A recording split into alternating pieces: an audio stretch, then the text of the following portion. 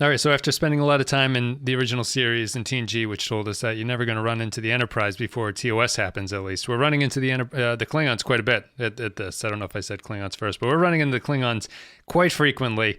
Here's another Klingon episode. Generally, Clay, do you like the Klingons or dislike the Klingons? In this show or just in general? In general, maybe in general and in this show, I guess. That would be a good way to lead into this episode. Yeah, they're fine. I feel like they are. There's a. They feel like they kind of do their thing. They don't really expand them too much generally.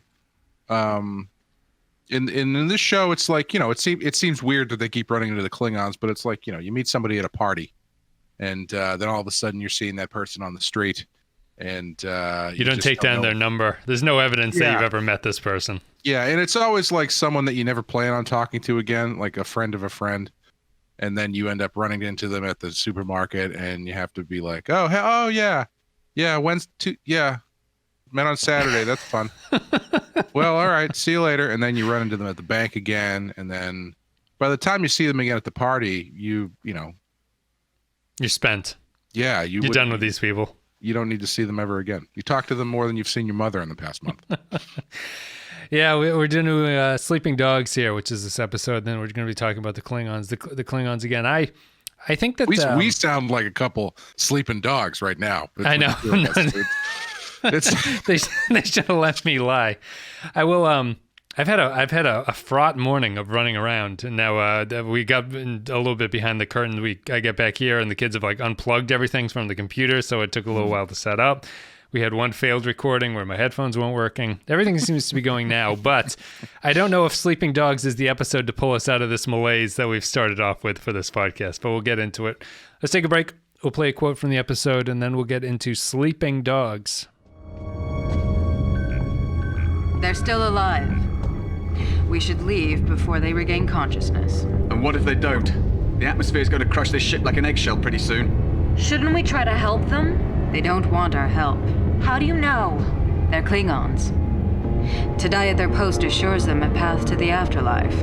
If we rescue them, they'd be dishonored. Well, I, for one, don't intend to just fly off and let these people die. Honorable deaths or not. Your compassion is admirable, but misguided. If they awake and find us on their ship, they'll kill us. All right, so Sleeping Dogs is the 14th episode of the first season of Star Trek Enterprise. It came out on January 30th, 2002. Written by Fred Decker, old friend Fred Decker, directed by Les Landau. I believe this is his only Enterprise directing credit. He's a prolific Trek director. In this episode, while exploring a gas giant, Enterprise finds the wreck of a Klingon scout vessel sinking into the atmosphere. And that's it. So we're going to talk about the Enterprise going to a Klingon vessel, saving them, saving the day, firing some torpedoes. This is what's funny about this episode is that Enterprise is giving a real pressure test to my rating system because to not spoil anything, I think this is a straight 3, but it feels worse than a 3 while you're watching it, and there's nothing really wrong with it. It's just, it's one of those episodes I walk away at the end and I go what was the point of that, really? Which sounds more dismissive because it's a fine little adventure thing, solve a minor problem, deal with the Klingons.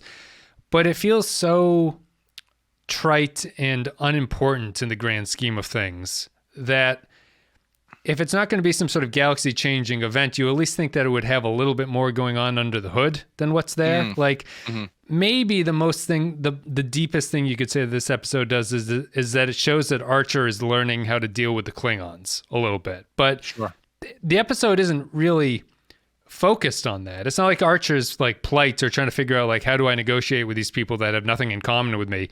That's just kind of a little aside B story stuck onto it, and the rest of it just isn't all that interesting because with its prequel nature, we kind of know about the Klingons, so seeing T'Pol and them walking around on a Klingon ship is no great shakes. The one thing that I did think before going to you while watching this is that I wish that this had almost been the first Klingon episode and you had not seen the Klingons to this point. So while they were walking around on the ship before they find the Klingons, they're talking about like, oh, it's a Klingon ship, and you as a viewer go, oh, I know the Klingons, because it was kind of creepy, which Enterprise does well while they're on this ship where the Klingons hang up like butchered meats and everything like that, and it's got like a Texas Chainsaw Massacre vibe to it in some ways. Like it's a very dark, scary place to be, and if you hadn't seen the Klingons to that point, you're kind of anxious with anticipation about what they might look like.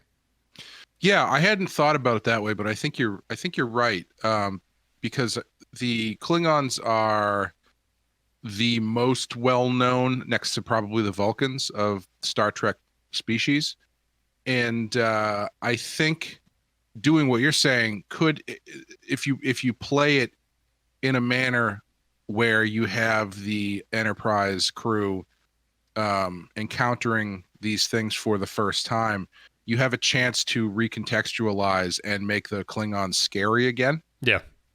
In their alienness, because if they're, of all the groups that they've met so far, theoretically the Klingons are the most aggressive and scary.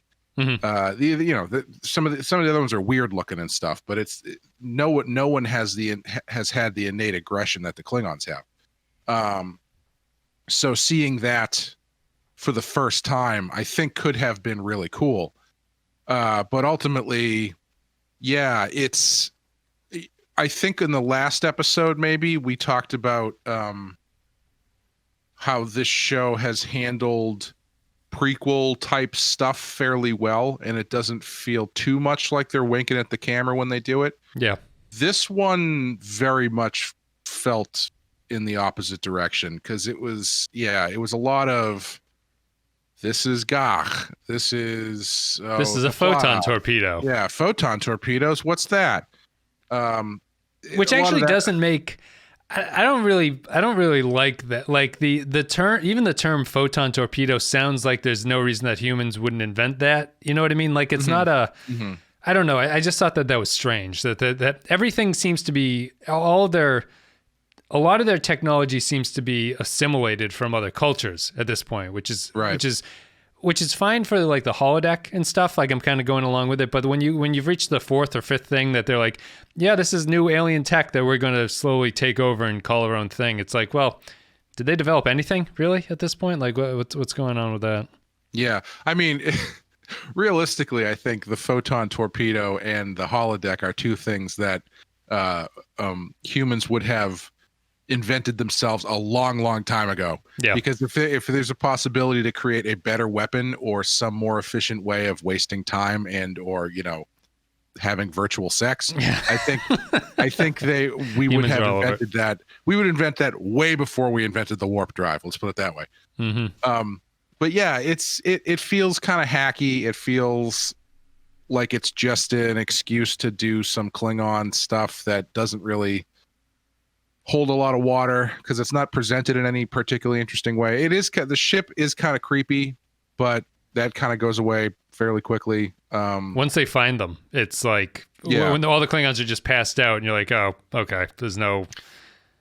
Yeah, I didn't realize Fred Decker wrote it. I kind of, knowing that, I'm a little bit more disappointed, because I kind of expected something. I would expect something a little weirder, I guess. Yeah. But I was thinking of a lot of just like, it was just a fantasy on the way to build it. But if you've never seen the Klingons before, they can kind of be sort of scurrying around on the ship. And like you're seeing glimpses of them or something like that. And you're not really sure what they are. That doesn't really fit with how the Klingons are portrayed in this era of Trek. But I just think there's a, sorry, I didn't mean to cut you off. No, go ahead. There's an episode of Doctor Who from, I don't know, a couple years ago.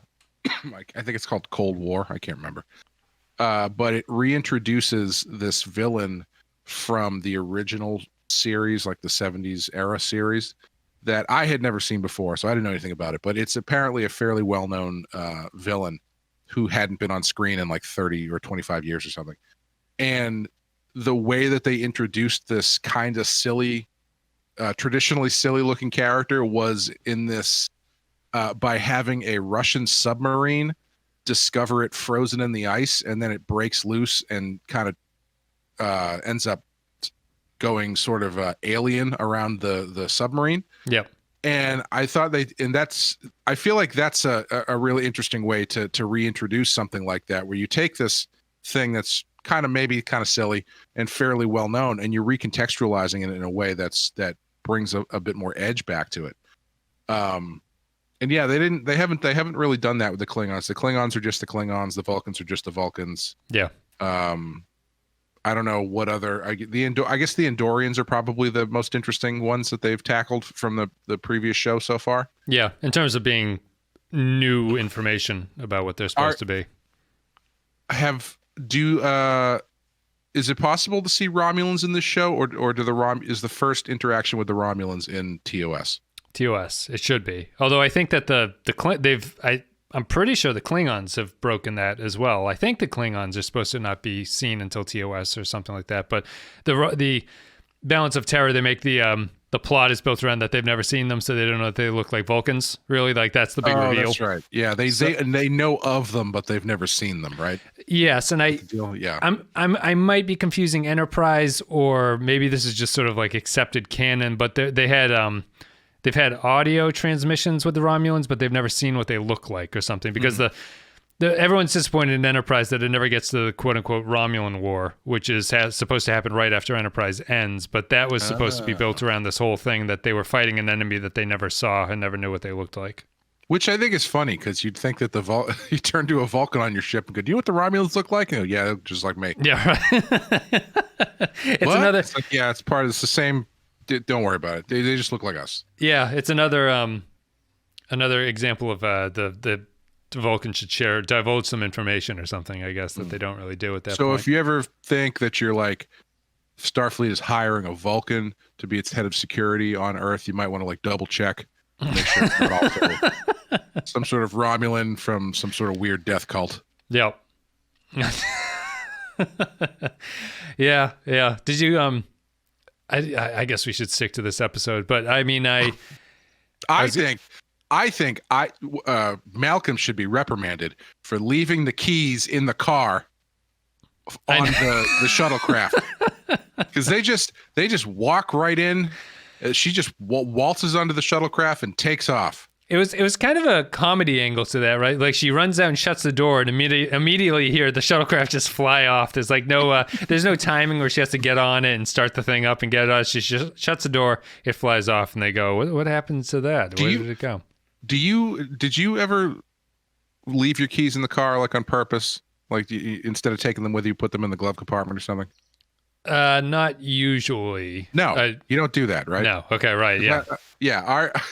Our mutual friend Dave, who's been on the Star Wars show before, I guess he was just a lot more trusting when he was a younger lad, because there was a period of a couple years where he just would leave his keys in the car.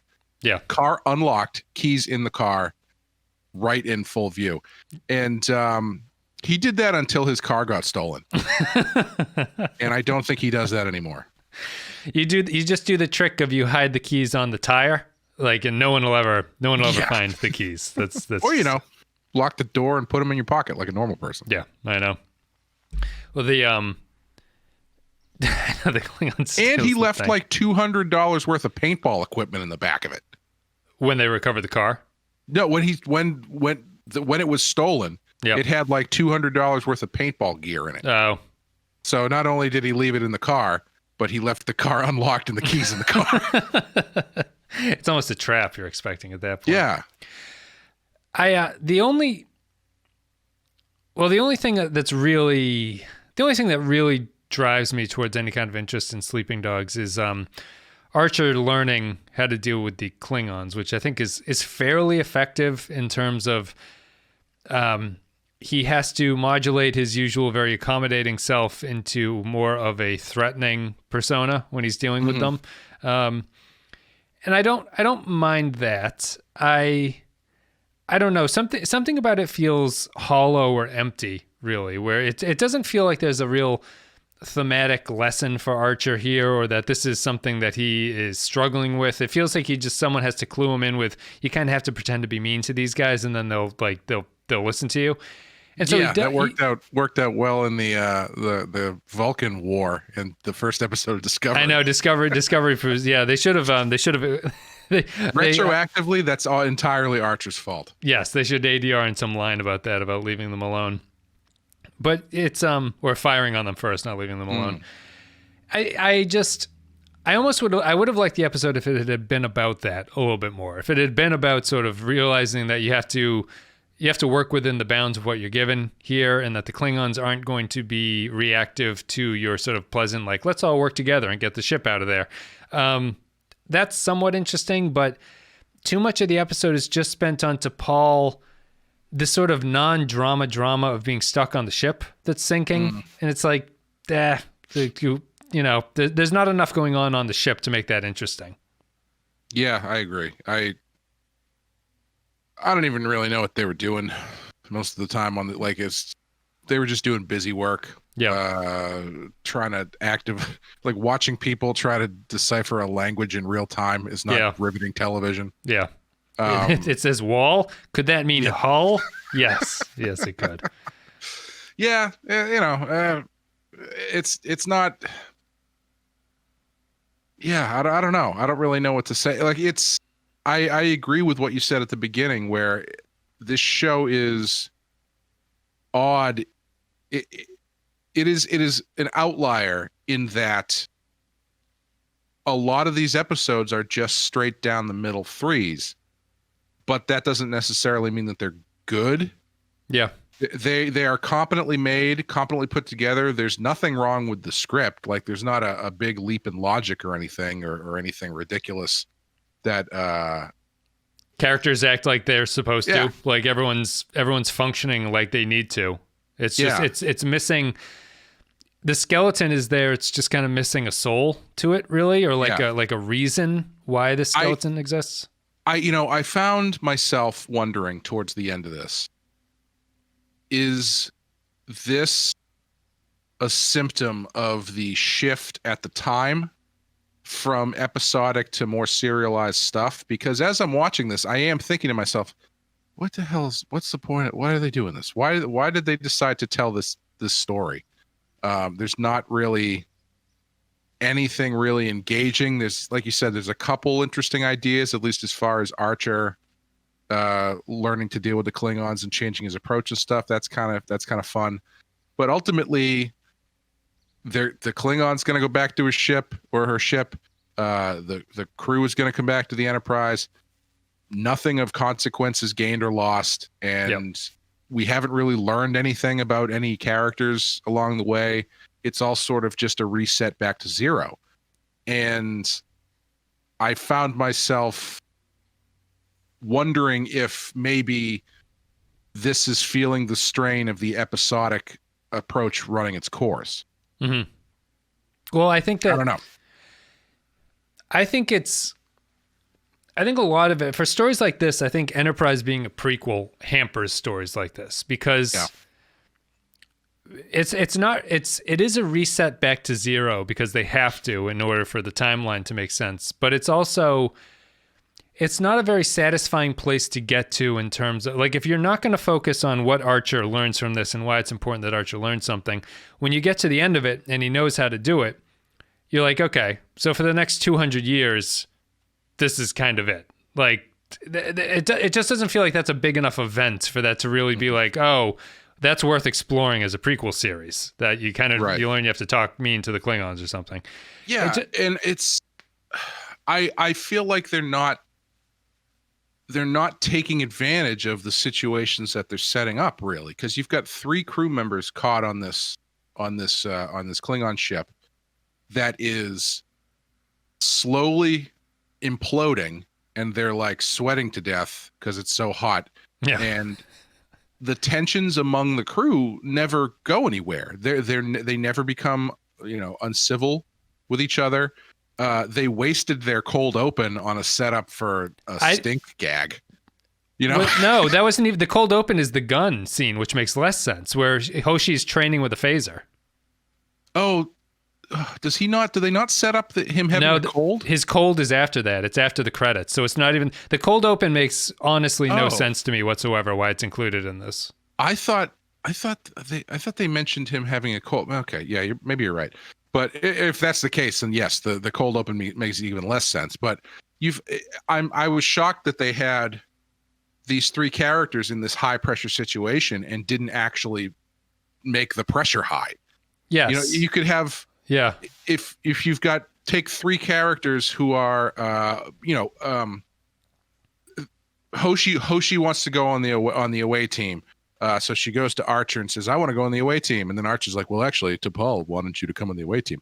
Have Archer say, T'Pol doesn't want you on the away team. Right. She doesn't think that you're ready to do this, but I do, so I'm going to send you on the away. Or she's like, oh, no, I am ready. I know how to speak different languages. You know, we're going to this thing. Who knows what kind of language they might speak? You're going to need me. And Archer reluctantly says, yeah, that's probably a good idea. So now you've got this dynamic setup where, you know, they're setting up, and then when she's looking at the suit, T'Pol's comment is a little bit more biting in terms of thinking that Hoshi doesn't can't hack it. Yeah. And so when you get to the ship and stuff starts literally imploding, you can dial up the tension between T'Pol and Hoshi about, you know, who thinks who is doing the right job, and Hoshi can't hack it. And, oh, I thought you could read Klingon. Well, reading or listening to Klingon is a lot different than reading it, asshole. You know, it's there's nothing there. It's just an excuse to run down a checkmark list of Klingon stuff. Yeah, it's almost plot wise. It feels like it's just an excuse to kill time. Like it's like these mild conflicts that are like, sure, you can come on the away team. So, I would have liked something where a little bit more hostility between Hoshi and T'Pol kind of makes sense, because one scene that I genuinely did like, and I sort of see it as I saw it as a return to form in the same way that the lightsaber battle fight at the end of Force Awakens in the snow. That like, I really like that lightsaber fight because it's actually is the first time once they wrested control away from Lucas where a Jedi has to kind of meditate or calm down in order to become strong, and it's not about getting angrier at that point. I really like T'Pol showing that the Vulcans are basically just mindfulness practitioners, where Hoshi is wrong about them repressing. Hoshi's wrong about them in the way that she describes her reacting to emotion as if she has none. T'Pol shows her that it's really just sort of a outlook on life that she chooses to have, which is like a meditative desire to repress things, and that they are feeling something underneath all of that. I really like that scene just because if they had built up to that moment where Hoshi had spent the entire episode thinking something wrong about T'Pol and was like, you know, sort of sees a weakness in herself that she wishes she didn't have because T'Pol doesn't have that weakness. T'Pol telling her and teaching her how to calm down feels like a good character moment for those two. Yeah. But it's not built to that moment. It's just kind of a neat scene that they have outside of everything else. Yeah, it's closer to like that scene in Picard where Soji, is that the one on the Borg cube? Soji? Is that Daj? Daj, whatever. Right? The one who's on the Borg cube has that one-off scene where she talks to that friend she's working with that we never see again. Yeah, and the friend is like, "Oh man, it's crazy to be here. Isn't that Romulan hot?" And like, yeah, he is pretty hot. Like, there's no connection. There's no character payoff to what you're seeing. It's just it's just two coworkers, and one coworker being like, man, it would be cool not to have emotions, huh? Yeah, because I'm freaking out. The other one's like, yeah, it's not that bad.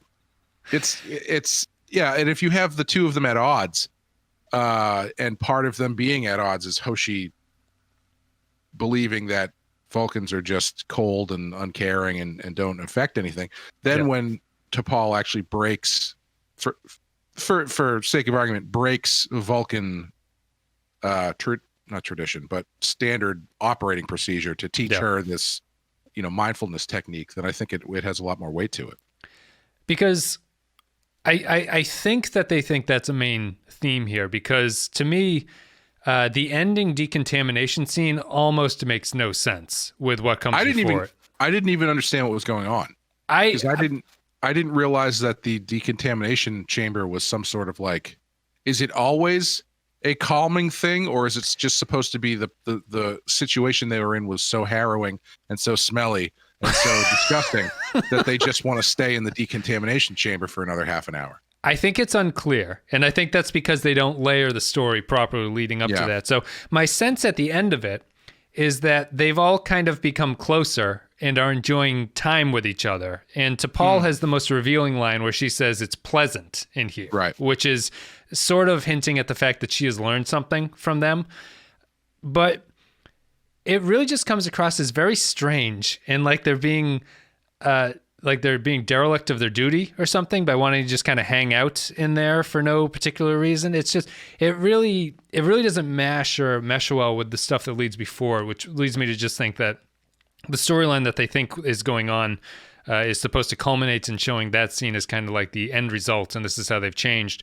But it just comes across as kind of odd and out of place in the context of the rest of the episode.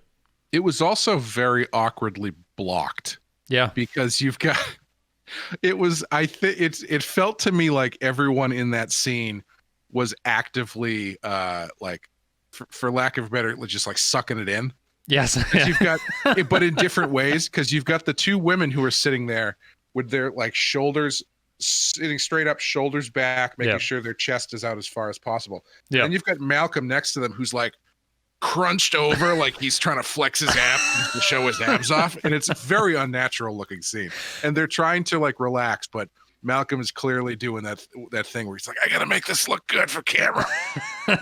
He's in a hard place. He's also leaning on Hoshi, strangely, like he's kind of like leaning against her. It's just there's only so much you can say about those decontamination scenes, but that one, it just really stuck out to me as I wasn't sure why they were having it by the end of it. And it is oddly blocked. And it is just like, it's clearly the show just sexing it up, because the same thing for the little outfits that they wear when they're on the Klingon ship, but they take off their major outfit, like astronaut suits, and they're just wearing like skin tight onesies underneath it. It's just, it's two women and Malcolm running around in sort of a skin tight cat suit for most of it. And you can see what the direction or the choice was there. I also, I go back and forth on the, it's dumb that they take their helmets off thing. I know people use that as a criticism for a lot of sci-fi stuff, but this was one where I was thinking, you've determined one of your thoughts is that there's an airborne pathogen knocking everybody out, but it's fine to keep your helmets off. Yeah. I don't know. I would double check that before you start taking off your shit, but it's just the speed of doing it. It's like they step on and they're like, scan this. He goes, it seems okay. They're like, good, let's get our helmets off. Why don't you guys keep it on for a little bit? They do the same thing in this that they do in Prometheus. Which is they step out and they go, I think the air's fine, and one guy just takes his helmet off and goes, yeah, it's fine. Yeah, they just, I guess they really don't like helmets or something like that. Obviously, for production value, you want the helmets off as quick as possible. It makes sense. I don't blame them. It's the same reason why every superhero movie, it involves the hero taking his mask off at some point, is so you can see the actor's face. Yes. They've gotten a lot better at that as CGI has gotten better. Because it used to be really awkward the way in the Spider-Man movies, but they would have to come up with a way for Spider-Man's mask to be damaged enough that he pulls it off of his face. But now it's all like that Peter Quill thing where you hit a button and it goes. Yes. Yeah. Just it's so easy that Iron Man would be at a disadvantage to not take his helmet off every 3 seconds when he's talking to somebody for whatever reason. Yeah. Right. Yeah. No, the Raimi ones are definitely, every chance you get, Spider-Man's mask has to be damaged so you can see his eyes or his real eyes, or you can see his mouth or something like that. Yeah, I get it. It is difficult to emote through a mask. Yep. But they managed actually to not do it in the Chris Nolan Batman movies. He never in costume takes his mask off. Yeah. Which is actually fairly unique given the way that they usually do that. Yeah, that's true. And it's a big deal when Bane cracks his helmet. Is actually kind of it's like an important marker of something. Let's talk about that movie instead, because this episode's pretty boring. We can repeat our criticism of the the plane scene, which is maybe one of the worst blockbuster scenes I've ever seen in my life, because that scene is awful. So good. The action's so good, but the dialogue in that scene is some of the worst dialogue I've ever heard in a movie. Yeah, it feels we'll have to cover that movie at some point. It's just that it just that's the whole scene feels to me like the editor got it and he's like, where did half of the coverage go? Like why is there so little? Because everything feels so choppy that it was like put together incorrectly, or he had limited options with what he could put stuff together. It's just like, imagine if you were a prisoner of the FBI and you're being transported on a plane somewhere, and they haven't really talked to you about anything. You don't really know what's going on. And then the first thing that happens is they grab you and hang you out a doorway and say, tell me about Bane. Tell me why he wears a mask. What? And then he shoots the gun over the guy's ear, I think. Yeah. It's like, why did you're threatening to throw him out of the plane? Why are you firing the gun? His head's already sticking out the window. He probably doesn't even register that you're shooting a gun by him. And who cares why Bane wears a mask? It never comes up again. Yeah. Sorry, guys. I know. Is this the worst episode of Enterprise so far? It's tough because it's not like inherently bad. It's not like a bad episode, and maybe that's what makes it bad, I guess, is that it is so blah. Yeah. You know, it's fine. It's it is the equivalent of the white noise sound on the Enterprise. Yeah. You know, if you put it on in the background just because you want to watch Star Trek while you're doing something else, it's fine. Yeah. But if you are paying attention to it and you want to watch an hour of riveting TV, this is not where I would go. Yeah, it's funny to me that we were so high on the episode where they go down to the asteroid and nothing happens. We were like, I hope nothing happens. I just hope that they just do their job. Yeah, get the data and get out of there. The thing. And this one, more or less, is about that interesting, and it's just not working. I don't know what the difference is there. Well, breaking the ice there was stuff going on under the surface of breaking the ice. It wasn't this, which is the problem with this one is that it is we've talked about this before. I think it's this new kind of like action sequence that they're doing where this is the plot version of a useless fist fight in a movie. It's like you're just kind of doing it to kill time, and it doesn't feel like there's really anything going on. And in some ways, I think you could argue that this is a discovery plot that's told at the pace of a 90s Star Trek episode. It's just like you're like, oh, they have photon torpedoes. Okay, that's good to know. And then it's like, we'll fire that off. They'll shoot us up. They're like, okay, track down that Klingon. Get her. Talk to her. That's true. The idea that they do the photon torpedoes, what's that? And then their plan is to just blow a bunch of them up so they can hopefully move themselves up into orbit. Does feel fly very up a little Discovery. Bit. That feels very much like a Discovery plot, yes. It feels like plot points that are building to sort of like keep the thing in motion. Like you have to keep going. You got to keep going. So while the pacing here is slow and it doesn't feel like it has Discovery sort of bang whiz approach to telling stuff incredibly fast, it just feels empty in a way that when you look back on it, you're like, well, yeah, it was just a lot of like A leads to B, B leads to C, and then we're done by the end of it. And it's too bad because unlike Discovery, I think that there's a lot of stuff that you could go into here. We talked about T'Pol and Hoshi is something. You talk about Archer learning a lesson.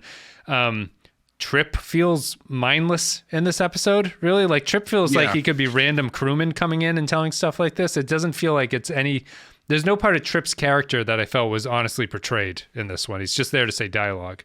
Yeah, the highlight for Trip in this episode is when he has to go and use the UTI. Was that what it? No. UTI. They just call it the UT.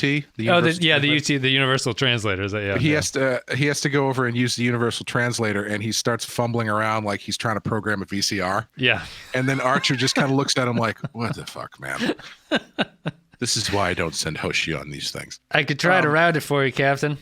Yeah, it was not burning when he was peeing, but he was trying to deal with the Universal Translator.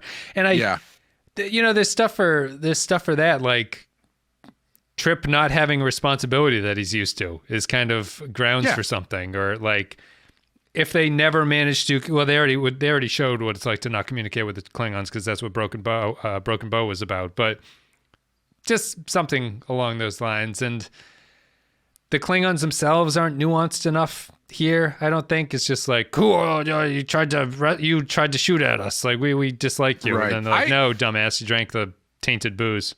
I actually liked the ending when the Klingons are considering attacking them. Yeah. I liked that, because that felt very much like a Klingon thing to do, where they end up sort of essentially doing what T'Pol said at the beginning about, like, if saving them is actually a dishonor. So they're going to try and get their honor back by either destroying the Enterprise or being destroyed by the Enterprise in order to have an honorable death. I liked that, but that was 2 minutes at the end of the episode. It wasn't really enough to save it. That would be is another way. It's a recurring theme of how to make this episode a tragedy, is that after they save the Klingons, in order to restore their honor, attack the Enterprise, and the Enterprise actually destroys the ship out of self-defense. So it's all for naught. Their ship is not exactly operating at 100%. Maybe they try to do some. Maybe they're setting things up, and they're charging their weapons, and Malcolm or whoever looks over and goes, "Sir, if they fire those weapons, they're in a position where it's going to cause a chain reaction. They're going to explode." Yeah. And so Arch is like, "Hey, don't shoot us. You are in bad shape. Wait for reinforcements, or you're going to blow up." And they go, "Wah, wah, wah," and they hit the button, and they just blow up. Yeah. I wouldn't mind that, actually. Yeah. It's kind of fun, a different way to do it. I was thinking about the difference between this and Breaking the Ice, and I think what it is, why that had a different feel than this does, is Breaking the Ice, they are going and they are doing a job that has a definite goal to it. So that's their goal. Their goal is, we got to go down there, we got to take a core sample, we got to come home. And just watching them do that was oddly enough. Yeah. And so everything that stops them, because there's no character, anything really, there's no tension, there's nothing on that asteroid, you just kind of want them. It's kind of interesting to watch them do this job and then come back. So when they start needlessly having people twist their ankle and then having giant cracks in the ice appear out of nowhere, it feels kind of forced. Yep. Whereas in this one, you are actively from the outset putting your characters into an unknown situation that lends itself to drama and intrigue. So the fact that they don't do any of that is, I think, what makes it so boring. Yeah. There's no payoff for this potentially this tense situation that they've put everybody in. It just turns into essentially going around and doing inventory on the ship. Yeah. No, yeah. It's also a good point.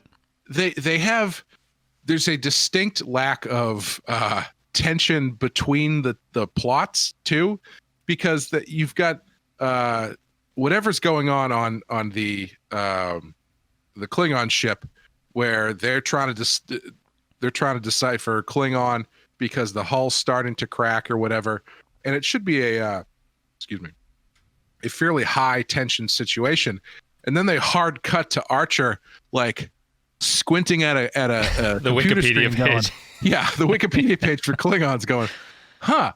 So they eat worms? That's interesting." Right. It says, "Trip, come over here. This is real weird." It says that their culture is based on honor. That's wow. Can we do anything with that? So it's like you cut back to the Enterprise. You've got 3 people on this ship that's starting to implode, but the level of urgency on the Enterprise is lax at best. Yeah. That's something. I got to take a shit. Just like walks off. Hey, Trip, listen to this. Kapla. That's weird, huh? It's true. What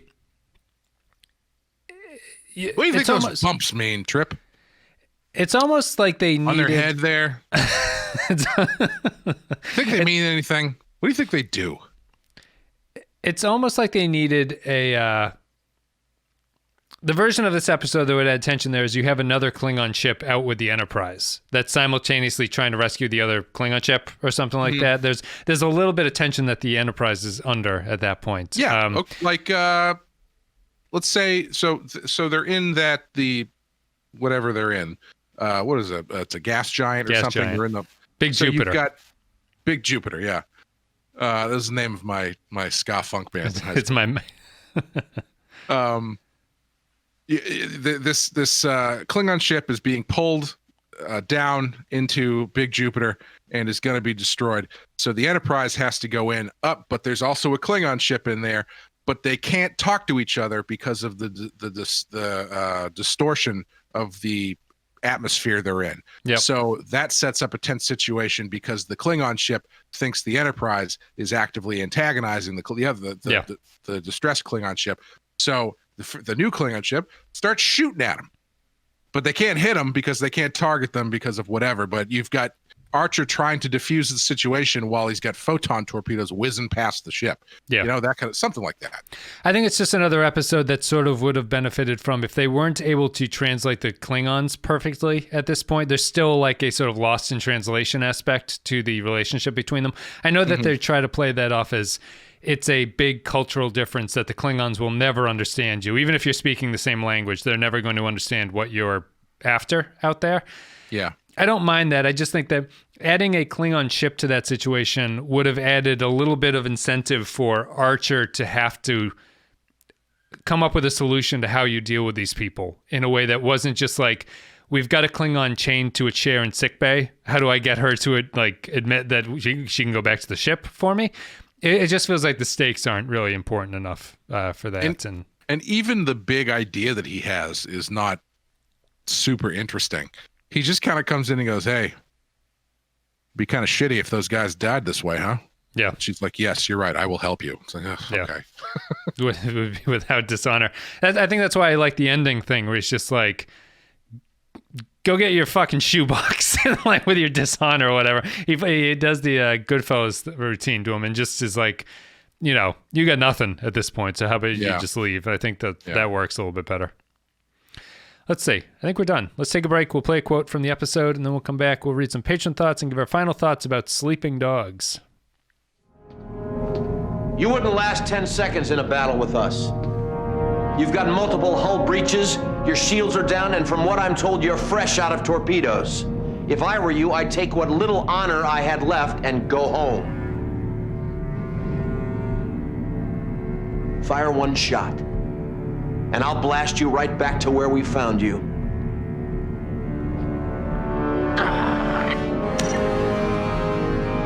They're moving off. Get us out of here before their friends show up. All right. Thanks, everybody, for listening. If you're a patron of the show, special thank you to you. If you'd like to become a patron, go to patreon.com/thepensky-file. A couple dollars a month gets you extra stuff, extra podcasts, extra behind-the-scenes things, polls, all that good stuff that sort of drives the channel.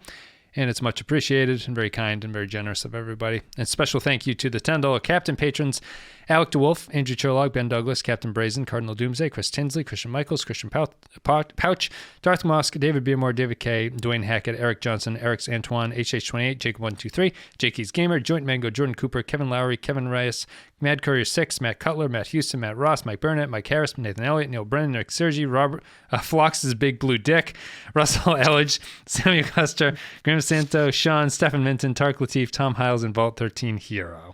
Is that his official name on That's Patreon his official now? Patreon name at this point. I might have stomped. I think he has a joke coming up, and I might have stomped all over that, but it'll still land, I think. We just have to we have to prevent Kyle from ever successfully initiating a joke, I think, going forward. Thank you, patrons. Very kind.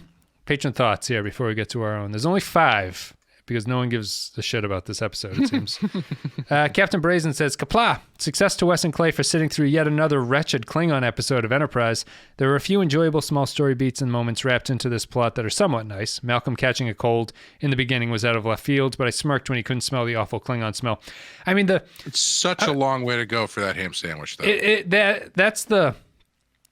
Beside the outrageously bad I have a cold acting from Malcolm Reed, it's really terrible. That it's a lot of setup just to be like, I don't smell the stink. Like, yeah, why? Like it would have been one of those things like if the disease was airborne, his cold or something would be his antibody to it. Like like Malcolm didn't get sick because he has a cold or something. Although I was glad that it takes him a little while to pay off. He does bring up the fact, how did I get a cold when we're on this hermetically sealed ship? I was like, how are they going to explain that he has a cold? Yeah. In the era of coronavirus, we're all hyper aware of like what the logistics of a virus being on a ship would be. I know. As soon as he said that, I was like, well, I mean, he's clearly not wiping down everything he touches. as we all do now in the 21st century. Or you could have him when he gets to the ship, his cold is worse, and so he becomes incapacitated in some way. I don't know. Right. It's dumb regardless. It's only there for that one joke, and yeah. And also, what a pampered life we live in the 23rd or 22nd century or whatever, is where he gets a cold and it's like, I need to go to the emergency room for this cold. Like this is out of control. How stuffy I am. Is that also a camera wink? Because don't at some point in Star Trek history, and by history I mean just in the show or the movies, at some point they mention that they've found the cure for the common cold? No, I remembered it's a runner that they still have not cured the common cold. It's still something that people maybe get. That's what I'm thinking. Back to this comment. If Vulcans have an irritation towards what humans smell like, I can't imagine how T'Pol is dealing with this new smell that they've discovered. Her concentration on teaching Hoshi meditation techniques while smelling the Targ-filled galleries is astounding, but at this point, isn't Hoshi becoming a badass a lost cause? An A+ for the effort, I suppose. I also chuckled at the landing party all drawing their phase pistols simultaneously at the word Klingon. They've learned the proper response to dealing with Klingons rather than their unqualified Boy Scout diplomat captain. Using photon torpedoes to gain altitude is ingenious, and yet again we end with another visit to a mildly suggestive sauna-like decon chamber. What's the appeal of this place again? Oh, sex smells. 3 half-naked cast members out of 5. Have you watched any of that Space Force show at all? No, because the reviews are terrible. Have you watched some of it? We watched like the first episode and a half. It's fine. Yeah. But there's they have a satellite that goes into orbit that the solar panel wings on the side get snipped by a competing Chinese satellite. Yep. And they're trying to work up ideas on how to fix it. And the one that Steve Carell puts forth is just bomb with a question mark next to it. Mm-hmm. And I feel like that's actually worked in this episode. Yeah. Benjamin Espinosa says, Sleeping Dogs Paint by Numbers rescue plot with some fun Klingon action. I'm liking Archer more and more as the bloom is off the rose. Remind me not to rescue anyone else. I also enjoyed Archer learning to think like a Klingon, and we got to see Targs. The last scene with T'Pol, Hoshi, and Reed was strange, so the sonic shower is like a sauna. 3 CGI Targs out of 5. Yeah, I thought they were in the I think they're in the decon chamber. That's not just like a shower room. Yeah. Yeah, because they're all glittery. And they're talking to Phlox about how they're still dirty. They need to stay in there for a little bit. Neil Brennan says, Sleeping Dogs, the only thing worse than actors pretending to be drunk is actors pretending to have a cold. Delighted to see the show getting back to its horny roots. But in all seriousness, you guys are good at this stuff. What's the best use of the Klingons for storytelling purposes? When do they shine, and when is it just the same over-familiar tropes? Yeah, I think the problem is that they are too overexposed in this show. They're too they're using them no different than they use them in any other show. When they have the opportunity to treat them differently and make them more of an unknown entity that has more edge to it. Maybe not as much as, I don't know if they have to go as far as they did in Discovery. But yeah, there's opportunity there to do something different, but it's just like another episode of the Klingons on TNG. Yeah, I think with a where you can kind of justify running into the Klingons on TNG, I think for a prequel series like Enterprise, you have to have a very good reason for running into the Klingons and interacting with them, because otherwise it just kind of spoils that relationship between them, where you're not really supposed to know that much about them. Like, you've never gone to Kronos, or then they have in Broken Bow. You're not supposed to like be really all that familiar. They're supposed to be just incredibly hostile to you, and they're not here. I mean, I think that the best use of the Klingons for storytelling is that I think the only way the Klingons really excel in storytelling is when you have Worf, because Worf is the key to that world while also being human enough to show you that it's kind of ridiculous what the Klingons are up to. Yeah. When they're just stock bad guys like they were in TOS, or they are kind of here, there's nothing really interesting about their culture. Like, I don't think there's ever been a episode across any of the franchise or series where the Klingon outlook is shown to be kind of a superior outlook in terms of humans' outlook on things. Right. Like, the Klingons are always laughed at. It's always like they're wrong. They're always wrong about everything. But I don't think there's ever been a story where, without Worf modulating what the Klingons are saying into something palatable, that the Klingon approach is proven to have some sort of merit to it. And I think that's a downside to the Klingons. Yeah. Yeah, not that it's a very hard sell. It's hard to sell this sort of bloodthirsty race as having any kind of... But, like, I guess in a war storyline, I think that you could have the Klingons don't abandon a lost ally, when objectively it's probably better that, like, the humans would pull out of a planet or something if the Dominion were taking over it. But the Klingons have a perspective of, like, we don't give up. We basically never leave anyone behind. And it's wrong for you to run and leave these people like this. I think that's a point you could do with the Klingons.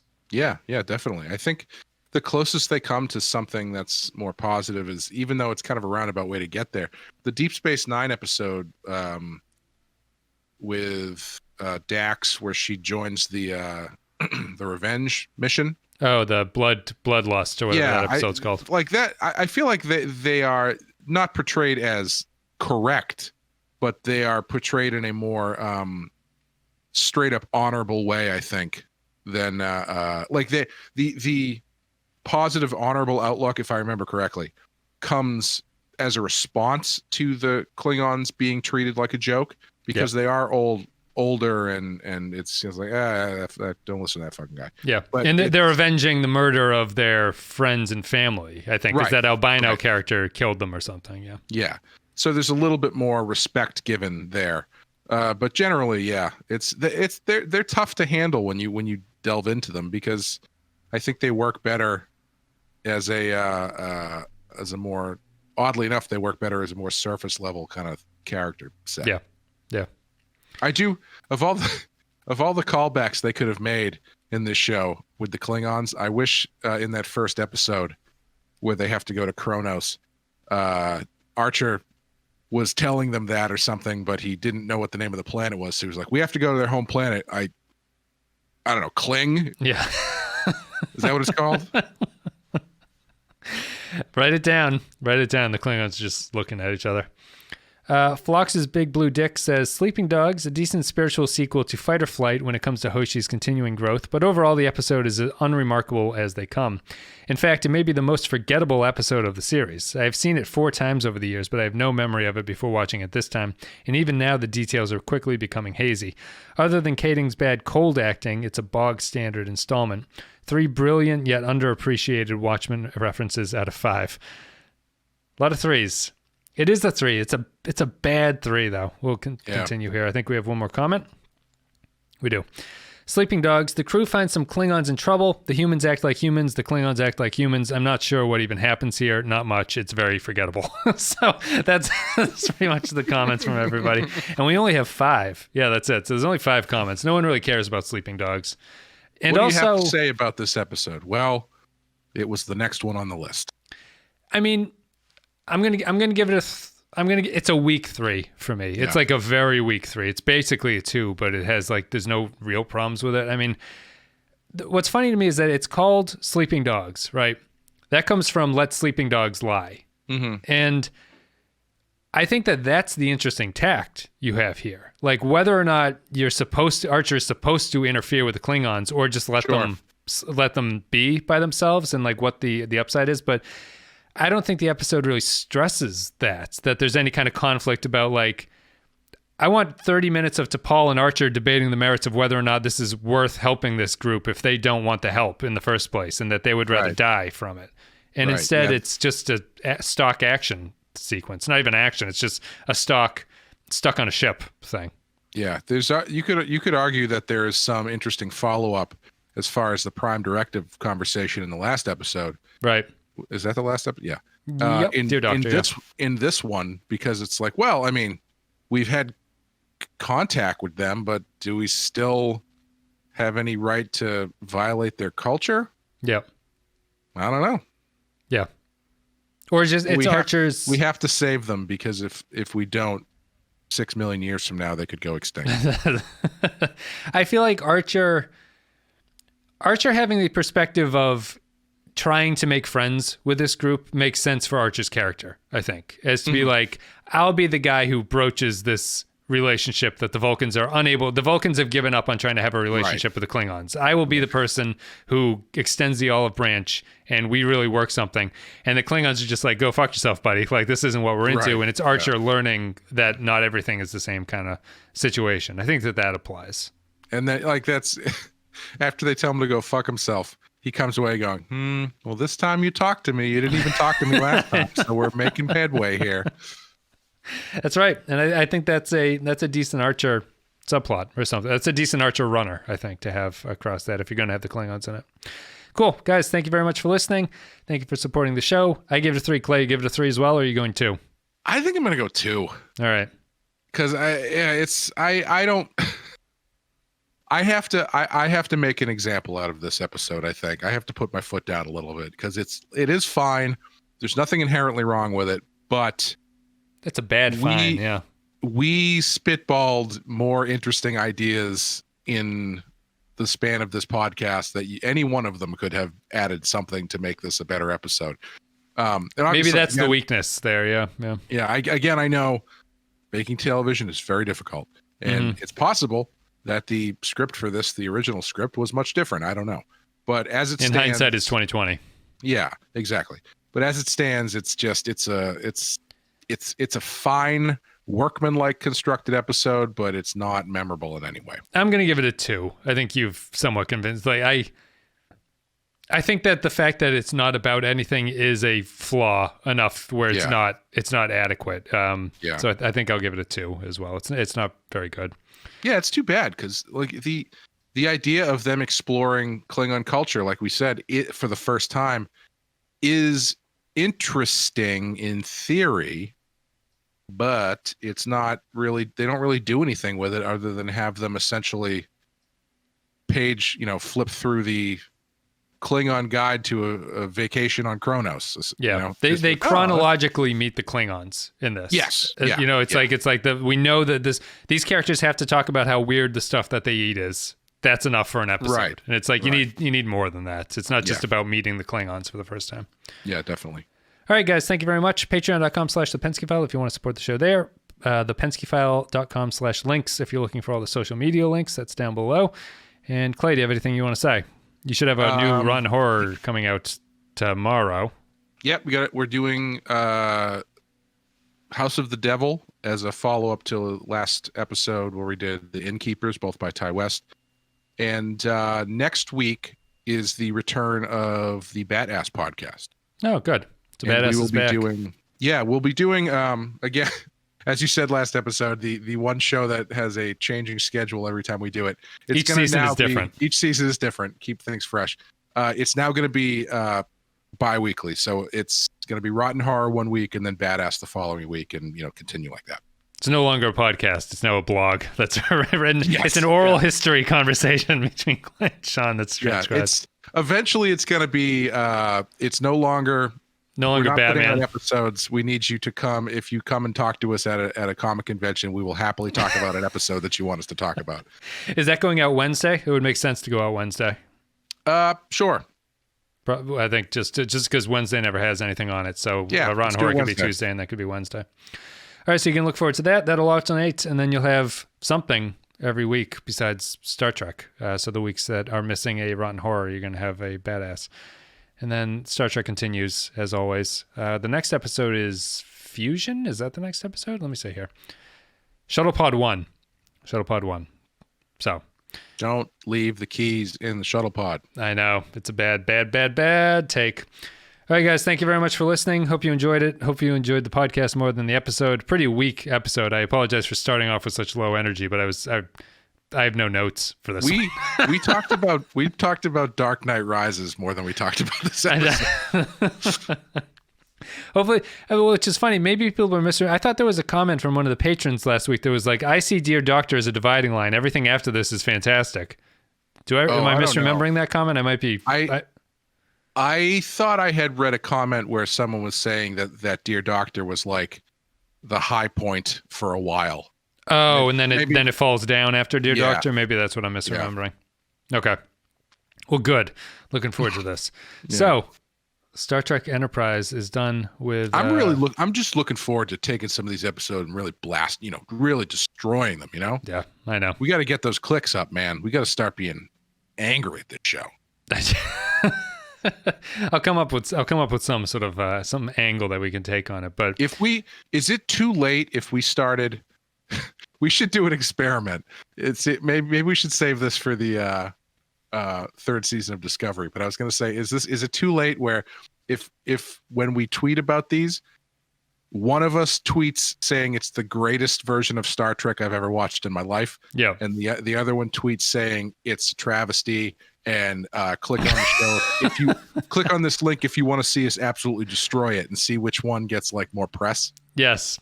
Yeah. No, I mean, the views definitely indicate that like there are episodes that people come in to hear, obviously, which is not really a surprising thing, but it is it's probably split, but I would be interested to see like which one, even if it was just a social media experiment, to see like who clicked to the link that was positive or negative, not like total list, but like to see which one actually generated more interest in it. But because I mean, people might see through you trying to play up Sleeping Dogs though and be like, Clay has lost his goddamn mind. Hey, it's a considered, deliberate exploration of culture, okay? Which is not something you're going to get from any of these other shows, okay? Never in the history of Star Trek has Star Trek covered something with such care about the differences in cultural and social norms as they do in this episode. We should just start Star Trek the Bullshit podcast and just. I was thinking if you, the way that like CBS retweets people that praise the show, praise Discovery, we could just do that. I know, and just take in the traffic because it's not like they're listening to the show. We're hey, that's not to say that season 3 of Discovery is going to be bad. No, because it could very well be very good. Season 3 is the charm for Star Trek. Did you see my retweet yesterday of TrekCore tweeted about Burnham's rank and command track has changed like numerous times over the series. I wasn't even really aware. Like she starts off in the command as a commander, which I remember. She got demoted, put on Discovery, switched over to the sciences track and got a new rank. Then got reinstated back to commander at that point. But now in season 3, she's back to the command colors, which is the gold colors again. So she's stepped away from the science thing.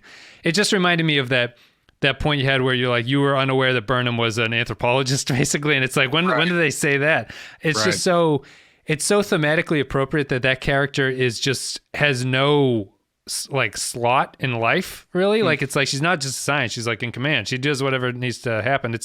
It's not that Burnham is fundamentally like, I'm not going to say she's the Mary Sue character. It's just the writing has no idea how to like stick her in one direction going forward. And so they're like, you can do whatever you want, really. Just like, you can literally be in any position that you want and it's not going to matter.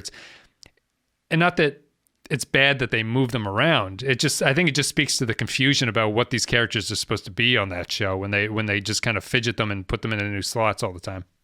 Yeah, she's really interesting because she is a character who might have the biggest resume of character traits that don't matter in the stories that they tell. Right. You know, like, so she's Spock's half sister. Cool. Does that come into play? Nah, not really. She was raised by Vulcans. Vulcans. Does that come into play? No. Not really. No. I mean, not in any way that matters anyway. You know, it obviously does come into play, but it's not a defining characteristic. It's just like, well, we need an episode with Sarek, so we'll talk about how Sarek raised her this time. Yep. Oh, she's an anthropologist. She's not an emotionally damaged human, which is the way that I thought they were going to take that character, which is being raised by Vulcans is somewhat unhealthy for humans. Yeah, she's an anthropologist. Does that really matter? No, it doesn't really ever come up. Oh, she's a commander. Does that ever come up? Not really. Oh, she's actually a war criminal. Does that ever come up? Briefly, but then they kind of like hand wave it. It's like, all right. I know. All right, guys, we'll call it there for a day. Thank you very much for listening. We'll see you next time.